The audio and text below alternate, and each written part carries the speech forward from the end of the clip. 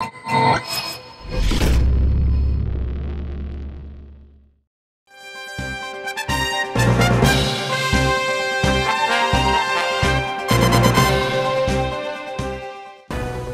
ஏதாச்சும் ஒரு காரணம் இருக்கும். என்னதுக்கு நம்ம அரசியலுக்குள்ள போகணுமே, ஒரு கட்சியில இணைந்து இப்ப எல்லாருக்குமே அந்த ஆசை வராது. நம்ம தமிழர்களுக்கே பொதுவா இருக்கிற ஒரு ஒரு பிரச்சனை நமக்கு என்ன அப்படின்னா, எந்த நாட்டுல இருந்தாலும் நமக்குன்னு ஒரு நாடு இல்லை அப்படிங்கிற குறை இருக்கதான் செய்யுது. நிச்சயமா நீங்க இந்த மக்கள் மைக்ரன்ஸ் வந்தவங்க எல்லாருமே பாத்தீங்கன்னா, நமக்கு ஒரு நல்ல வாழ்க்கை அமையணும், நம்ம பிள்ளைகளுக்கு ஒரு நல்ல வாழ்க்கை அமையணும் அப்படிங்கிற ஒரு எண்ணத்துல தான் இங்க வந்திருப்பாங்க. ஆமா, இந்த வெட்டுவத்தூர் தொகுதியில ஒரு 5 சபர்ப்ஸ் இருக்கு. இந்த 5 சபர்ப்ஸ்ல பாத்தீங்கன்னா 4 சபர்ப்ல ஆங்கிலம் அல்லாத அதிகமா பேசப்படுற மொழி தமிழ் தான். அதனால என்னோட எதிர்பார்ப்பு என்ன அப்படின்னு சொன்னா, இப்பொழுது இந்தியா, இலங்கை போன்ற அரசியல், அங்க இருக்கக்கூடிய அரசியலையும் இங்க இருக்கின்ற அரசியலையும் நீங்க எப்படி ஒப்பிட்டு பாக்குறீங்க? அரசியல் நம்ம நாடுகள்ல பெரும்பாலும் அது ஒரு குறைப்பா போச்சு.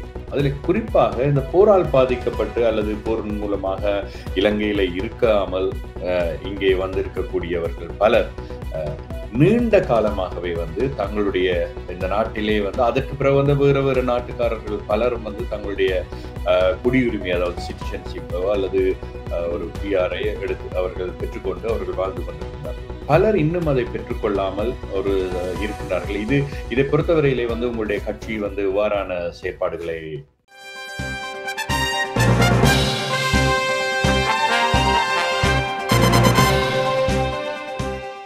அனைவருக்கும் அன்பு வணக்கங்கள். மனிதனுக்கு மிக முக்கியமான ஒரு விஷயம் என்ன அப்படின்னு சொல்லி பார்த்தீங்கன்னு சொன்னா உரிமைகள்.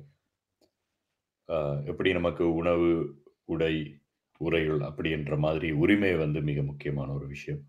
அந்த உரிமையை நாங்க எப்படி பெற்றுக்கொள்ளணும் அப்படின்னு சொன்னா, அதுவும் புலம்பெயர்ந்து இன்னொரு நாட்டுல இருக்கிற நேரம் நமக்கான ஒரு குரல் நம்மோட தோளா நின்றுட்டு இருக்கிற நேரம் நமக்கு ஒரு உற்சாகமும் ஒரு நம்பிக்கையும் மேலதிகமாக இருக்கும். அந்த மாதிரி தான் ஒரு மிக முக்கியமான ஒருவரோடு நாங்கள் இன்று பேசப் போகின்றோம். 18 வருடங்களுக்கு மேலாக அரசியலில் ஈடுபட்டு கொண்டிருக்கின்ற, நியூ சவுத் வேல்ஸில் அரசியலில் ஈடுபட்டு கொண்டிருக்கின்ற திரு ஆறுமுகம் அவர்களோடு இணைந்து கொள்கின்றோம். அவரோட போயிட்டு பேசி பார்க்கலாம், என்னென்ன விஷயங்களை அவர் செய்துட்டு இருக்கிறார், அவருடைய சாதனைகள் என்ன, எவ்வாறான வழியில நடந்து வந்துட்டு இருக்கிறார். சோ அவருடைய பேசி பார்க்கலாம். எங்களோட இணைந்திருக்கிறார். வணக்கம் திரு ஆறுமுகம். வணக்கம். அன்பான வணக்கங்கள். மீடியா 365 மூலமா சந்திக்கிறதுல பெரிய மகிழ்ச்சி. அதாவது ஆஸ்திரேலியன் லேபர் பார்ட்டி, ஆஸ்திரேலியாவினுடைய தொழிலாளர் கட்சியிலே நீங்கள் பல வருடங்களாக உங்களுடைய சேவையை மக்களுக்காக ஆற்றி வருகின்றீர்கள். உங்களை பற்றி நீங்க உங்களுடைய சொந்த இடம், எப்படி இந்த அரசியல் பாதைக்குள்ள வந்தீங்க, இப்ப என்ன தொழில்துறையில இருக்கிறீங்க, இதை பற்றி ஒரு சிறிய ஒரு அறிமுகத்தோட நாங்க எங்களுடைய கலந்துரையாடலுக்குள்ள போகலாம் அப்படின்னு நினைக்கிறேன். நிச்சயமா. நான் சென்னையில பிறந்து சென்னையில படிச்சுட்டு சென்னையிலே சில காலம் இன்ஜினியரிங் தொழில தான் படித்தேன். நான் மெக்கானிக்கல் இன்ஜினியரிங் முடிச்சுட்டு நான் சென்னையில கொஞ்ச நாள் வேலை பார்த்துட்டு சிங்கப்பூருக்கு போய் வெளிநாட்டு அனுபவத்தை பெறுறதுக்காக சிங்கப்பூருக்கு போனேன். சிங்கப்பூர்ல ஒரு 6 வருஷம் பணிபுரிஞ்சப்போ எங்கேயாவது ஒரு நாட்டுல போய் பெர்மனண்டா நிரந்தரமா குடியேறணும் அப்படிங்கும்போது ஆஸ்திரேலியா, நியூசிலாந்து, கனடா இந்த 3 நாடுகள்ல எனக்கு மனசுக்கு ரொம்ப பிடிச்ச நாடா ஆஸ்திரேலியா இருந்ததுனால ஆஸ்திரேலியாவுக்கு ஸ்கில்டு மைக்ரண்டா 2003 நானும் என் மனைவியும் இங்க வந்தோம். 2003 இருந்து எங்க வாழ்க்கை இங்கதான் இருக்கு. 2 பிள்ளைகள். ஒரு பெண் பிள்ளை 2004 பிறந்தாங்க. அப்புறம் 2010 ஒரு பையன். 2 பேரும் இப்போ படிச்சுட்டு இருக்காங்க. எங்களோட வாழ்க்கை அப்படிதான் ஆஸ்திரேலியாவில குடியேறணும். குடியேறி கொஞ்ச நாள்ல நிறைய நண்பர்கள் மத்தியில வாழ்க்கை தான் எனக்கு பிடிக்கும்.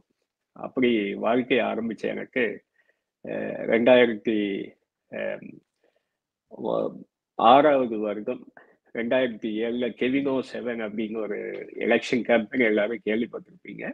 அதுக்கு முன்னாடி 2006ல் என்னை வந்து ஆஸ்திரேலியா லேபர் பார்ட்டியில இணைச்சிக்கிட்டேன்.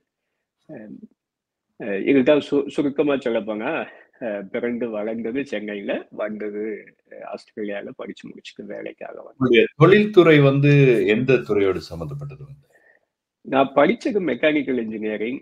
சிங்கப்பூர்ல நிறைய பேச்சுலர் லைஃப்ல நிறைய நேரம் கிடைக்கும் போது நான் ஐடி சம்பந்தமா நிறைய படித்தேன். ஆஸ்திரேலியாவுக்கு வந்ததுக்கு அப்புறம் எந்த துறையில போனா நல்லா இருக்கும் அப்படிங்கும்போது 2 கம்பெனிஸ் தான் வந்து இங்க ஷைன் ஆயிட்டு இருந்தது. ஒன்று ஃபார்மசூட்டிக்கல், இன்னொன்று ஃபுட்டு. ஸோ அதனால ஒரு ஃபார்மசூட்டிக்கல் கம்பெனியில் என்னை போய் இணைச்சிக்கிட்டேன், ஒரு மேனுஃபேக்சரிங் கம்பெனியில். அது மூலமாக அங்கேயே நிறைய துறைகளில் மாறி இதே ஆஸ்திரேலியன் லேபர் பார்ட்டியில் இருக்கிற 18 வருஷமும் அதே கம்பெனியில் 18 வருஷமா வெவ்வேறு துறையில் பணியாற்றிட்டு இருக்கேன். இப்போ வந்து மின்னணு துறையில் ஐடி இன்ஃபர்மேஷன் டெக்னாலஜி சைடில் பிஸ்னஸ் ப்ராசஸ் ஸ்பெஷலிஸ்டாக ஒர்க் பண்ணிட்டு. சந்தோஷமான விஷயம். இந்த ஒரு அரசியல் கட்சியில நீங்க உங்களை ஈடுபடுத்தி அப்படியே சேவையா நீங்க வர்ற நேரம் என்ன ஏதாச்சும் ஒரு காரணம் இருக்கும், என்னதுக்கு நம்ம அரசியலுக்குள்ள போகணுமே, ஒரு கட்சியில இணைந்து? இப்ப எல்லாருக்குமே அந்த ஆசை வராது. அப்படி ஆசை வந்தாலுமே எல்லாராலையுமே அதுல நின்று பிடிக்க முடியாது, வெற்றி பெற முடியாது. நீங்க எப்படி அதை தேர்ந்தெடுத்தீங்க? அதுவும் இன்னொரு நாட்டுல இருந்து இங்க வந்து.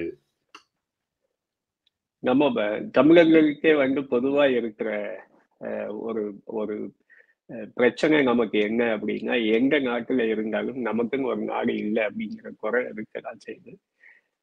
அப்ப நம்ம என்ன செய்யலாம் அப்படிங்கும்போது, நம்ம வாழ்ற நாடை நம்ம நாடா நினைச்சுப்போம் அப்படிங்கிற ஒரு முடிவுக்கு வந்தோம். முடிவுக்கு வந்த தருவாயில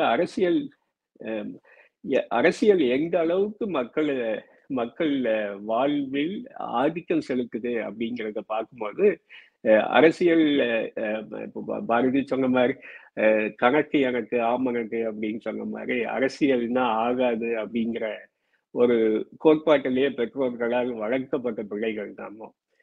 அந்த பக்கம் போயிடாதப்பா, உனக்கு அந்த பக்கம் சரி வராது அப்படின்னே நம்மளை சொல்லி வளர்த்திருப்பாங்க. அந்த இதுல வளர்ந்ததுனால நம்ம அரசியல் பக்கத்துல போகக்கூடாதுன்னு. ஆனா அரசியல் தான் எல்லாத்தையுமே முடிவு செய்யுது அப்படிங்கிற உண்மை வந்து எனக்கு சிங்கப்பூர்ல இருக்கும்போது எனக்கு நல்லா தெரிய வந்துச்சு. சிங்கப்பூர் அரசாங்கம் எப்படி ஆட்சி செய்யறாங்க, அங்க இருக்கிற மக்கள் எந்த அளவுக்கு உரிமைகளோட வாழ்றாங்க அப்படிங்கிறத பார்க்கும்போது சிங்கப்பூர்ல இருக்கிற இந்தியர்களோட நிலை ஆஸ்திரேலியாவில் குடியேறின மக்களுக்கு வந்துடக்கூடாது அப்படிங்கிற ஒரே ஒரு எண்ணத்துல தான் நான் வந்து அரசியல் பக்கத்துல கவனத்தை செலுத்த ஆரம்பிச்சேன். அதுக்காக அரசியல்ல உடனே போய் எந்த கட்சியிலையும் நான் சேர்ந்துடல. முதல்ல ஒரு 2-3 வருஷம் நூலகங்கள்ல போயிட்டு ஆஸ்திரேலியா கான்ஸ்டியூஷன் என்ன, ஆஸ்திரேலியாவில் இருக்கிற மேஜர் பார்ட்டிஸ் என்ன, அந்த மேஜர் பார்ட்டிஸோட பேக்ரவுண்டு பின்புலம் என்ன அப்படிங்கிற பார்த்தப்ப எனக்கு எந்த வகையில பார்த்தாலும் ஒரு மைக்ரண்ட் கம்யூனிட்டிக்கு, ஒரு ப்ளூ காலர் கம்யூனிட்டிக்கு பார்த்தீங்கன்னா ஒரு ஆஸ்திரேலியன் லேபர் பார்ட்டியோட ஃபவுண்டேஷன் வந்து எனக்கு ரொம்ப மனசுக்கு பிடிச்சி ரொம்ப நெருக்கமா இருக்கிற மாதிரி ஒரு ஃபீல் இருந்தது. அதனால என்ன ஆஸ்திரேலிய தொழிலாளர் கட்சியில லேபர் பார்ட்டியில இணைச்சிக்கிட்டேன் என்ன 2006ல். இப்ப நீங்க உங்களை இணைத்து கொண்ட பிறகு ஒரு தேர்தல், ஒரு எலெக்ஷனுக்குள்ள நீங்க வந்தது எப்போ? 2006ல் என்னை இணைச்சிட்டு நான் வந்து ஒவ்வொரு கட்சிக்குள்ள இருக்கிற ஒவ்வொரு பதவிகள்லயும் இருந்து என்ன அந்த கட்சிக்குள்ள இருக்கிற கட்டுப்பாடுகள் என்ன, கட்சியோட உள்நோக்கம், கட்டுப்பாடு, கோட்பாடுகள்ல எதெல்லாம் வந்து நமக்கு பழகிக்கணுமோ அதெல்லாம் முதல்ல பழகிட்டேன். முதல்ல ஒரு 4-5 வருஷத்துக்கு வந்து அதிகமா பேசாத ஒரு உறுப்பினராக தான் இருந்து அவர்களோட ஒவ்வொரு உள்கட்டுப்பாடுல முதல்ல மக்கள் தெரிஞ்சுக்கிட்டு தான் இந்த கட்சிகள்ல செயல்படணும். அப்புறம் ஒவ்வொரு பதவிகள்ல வாய்ப்புகள் வரும்போது நான் வந்து ஸ்டேட் எலக்ட்ரல் கவுன்சில், இன்னைக்கு வந்து துங்காபிங்கிற ஒரு தொகுதிக்கு ஒரு லேபர் பார்ட்டியோட இதுக்கு வந்து செயலாளராக இருக்கேன். இந்த கட்சியில செயலாளர் பதவி தான் கொஞ்சம் பவர்ஃபுல்லான ஒரு பதவி, பிரசிடென்ட்டை விட. அதனால அந்த பதவியை நோக்கிய பயணமா இருந்தது. அதே நேரத்தில் ஒவ்வொரு தேர்தலையும் வந்து local government, state government, federal government இந்த மாதிரி எலெக்ஷன்ஸ் வரும்போது அதில் எங்கள் முழுமையாக ஈடுபடுத்திக்க இந்த எலெக்ஷனில் வந்து தேர்தலில் வந்து இவங்களோட எந்த மாதிரி இவங்க பிரச்சாரம் செய்கிறாங்க, இந்த பிரச்சாரத்து மூலமாக வந்து என்ன விதமான ரிசல்ட் வருது அப்படிங்கிறதெல்லாம் பழகிக்கிறதுக்கு எனக்கு ஒரு 10 வருஷமாக ஆச்சு.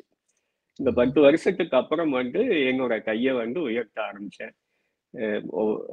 அப்போ இப்போ வந்து இந்த வாய்ப்பு வந்து நகர சபைக்கு வந்து போட்டியிடுற ஒரு வாய்ப்பு எனக்கு வந்திருக்கு.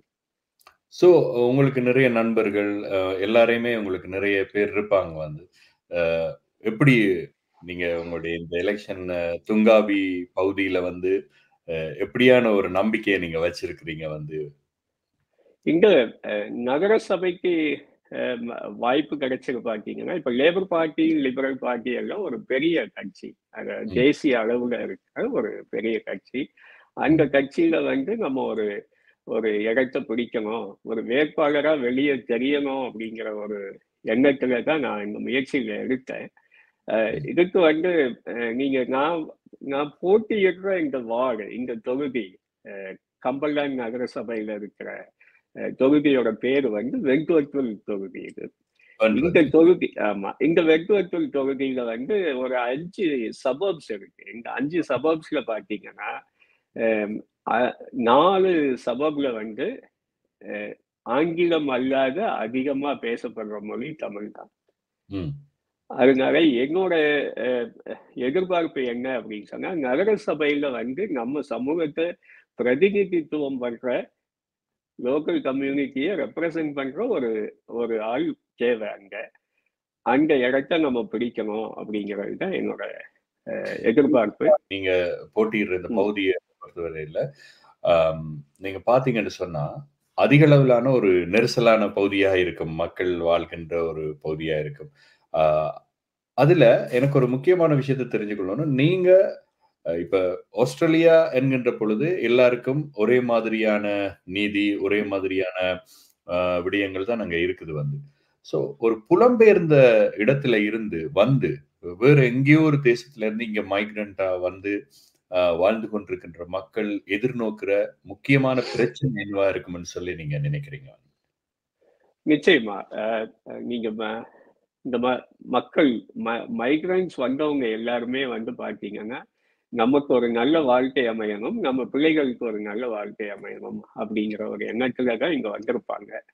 அப்படி அந்த பிள்ளைகளோட எதிர்காலம் வந்து நல்லா இருக்கணும் அப்படின்னு சொன்னா, இங்க வந்து இன்ஃப்ராஸ்ட்ரக்சர் தான் வந்து ஒரு முக்கியமான அவர்களுக்கு தேவையான வாழ்க்கை வசதிகள் அமையக்கூடிய ஒரு இடமா இருக்கணும்.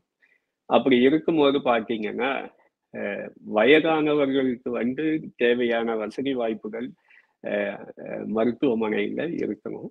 அதே மாதிரி பிள்ளைகள் வந்து பள்ளிக்கூடம் போறதுக்கான அவர்களுக்கு உண்டான வாழ்க்கை வசதியும் அந்த அமைப்புகளும் வந்து இருக்கணும்.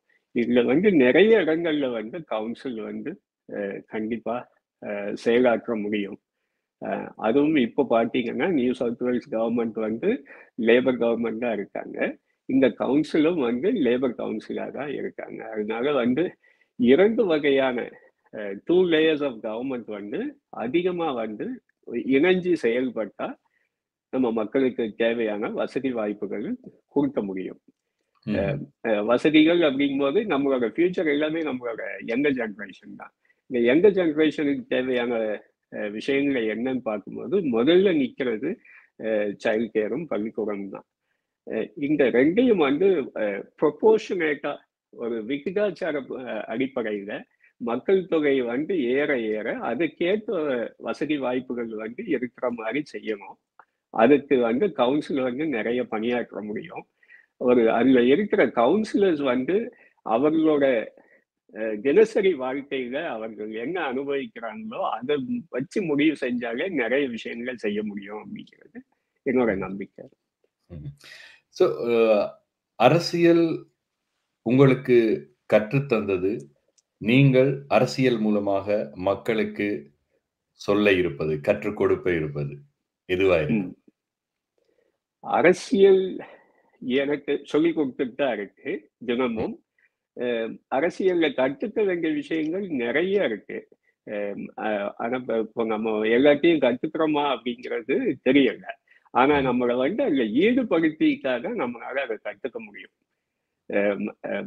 எதையுமே நம்ம ஈடுபடுத்திக்காம இருக்கும்போது நம்மளால லேர்ன் பண்ணிக்க முடியாது. ஆனா எனக்கு அரசியல் சொல்லிக் கொடுத்தது என்னன்னா, அரசியல் ஒரு பெரிய ஜேர்னி. அது ஒரு பெரிய பயணம். அதுல முடிவுகளை எதிர்பார்த்து நம்ம பயணிச்சோம்னா அது ரொம்ப கஷ்டம்.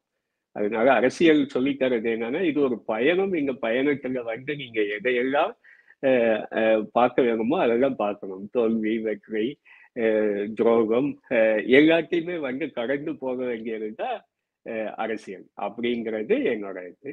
அரசியல் மூலமா மக்களுக்கு நம்ம என்ன சொல்லணும் அப்படின்னு சொன்னா, தயவு செய்து புரிஞ்சு கொள்ள வேண்டிய விஷயம் என்ன அப்படின்னு கேட்டா, அரசியல்வாதிகள் எடுக்கிற முடிவுகளால் தான் நல்லதும் கெட்டதும் நடக்குது அப்படிங்கிறத நம்ம கண்டிப்பா மனசுல வச்சுக்கணும். அதனால அத ஒரு ஒரு தேர்ட் பார்ட்டி ஆக்ஷன் அப்படிங்கிற மாதிரி நினைச்சிக்க கூடாது. அவங்க எடுக்கிற ஒவ்வொரு முடிவுகள்